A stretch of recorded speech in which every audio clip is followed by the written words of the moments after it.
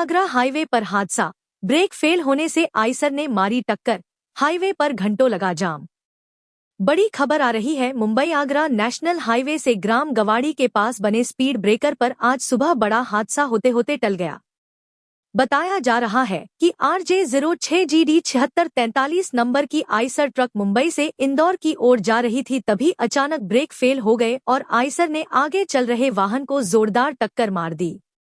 इस हादसे में आइसर चालक राजू पिता जयराम निवासी राजस्थान को मामूली चोट आई, जबकि बाकी यात्री बाल बाल बच गए।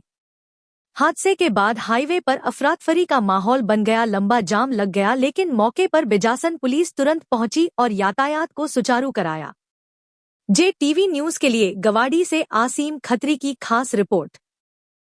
JTV न्यूज से जुड़े रहने के लिए हमारी खबरों को लाइक और शेयर करें, हमारे चैनल को सब्सक्राइब करें और अपडेट रहे हर छोटी बड़ी खबरों से।